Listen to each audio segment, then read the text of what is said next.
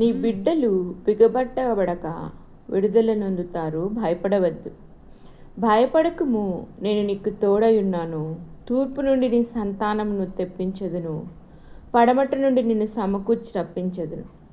అప్పగింపుమని ఉత్తర దిక్కునకు ఆజ్ఞ ఇచ్చేదను, బిగబట్టవద్దని దక్షిణ దిక్కునకు ఆజ్ఞ ఇచ్చేదను. యెషయా 43:5-6. ఇశ్రాయేలీయుల విషయమై దేవుడు ఒక సంకల్పం కలిగి ఉన్నాడు. వారిని సృజించి వారికి తోడై ఉంటానని వాగ్దానం చేశాడు. అయినా వారు దేవుని పోలిన వానిగా ఇంకెవరినో చూసి మోసపోయి దేవునికి వ్యతిరేకంగా పాపం చేసినప్పుడు దేవుడు వారిని శిక్షకు అప్పగించాడు. అయితే ఆ బంధకాలలో తిరిగి వారు దేవుని ఆలోచించినప్పుడు వారిని తిరిగి విడుదల చేయడానికి నేను ఆజ్ఞాపిస్తానని దేవుడు వాగ్దానం చేస్తున్నాడు. తల్లిదండ్రుల ప్రేమను కాదన్న పిల్లలు మరెవరి ప్రేమ చాలా బాగుందని వారి చేతిలో బంధింపబడు బతికి ఇడుస్తున్నప్పుడు నిజమైన తల్లిదండ్రుల ప్రేమ గుర్తుకు వస్తుంది. అప్పుడే వారు విడుదల కోరుకుంటారు, కానీ అది వారి వలన కాదు. అయితే దేవుని ప్రేమ వార్త వారిని ఆ బంధకంల నుండి విడిపింపగలదు.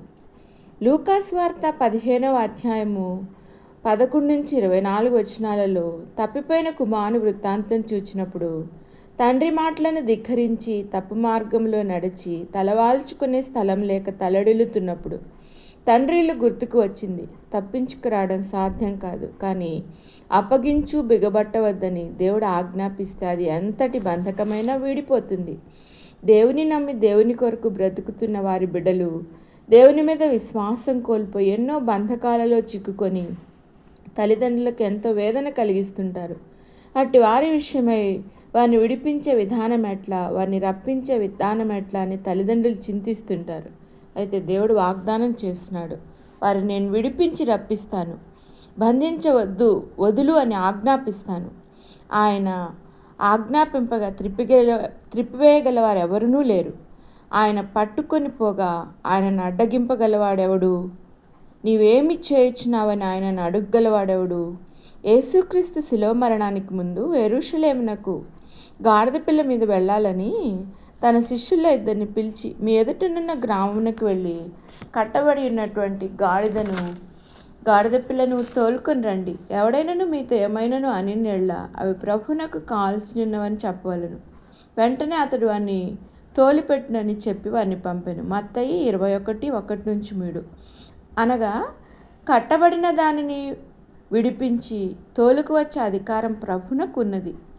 ప్రవీణ్ పగడాల మరణం ప్రస్తుతం మనందరం ఎరుగుతున్నాం.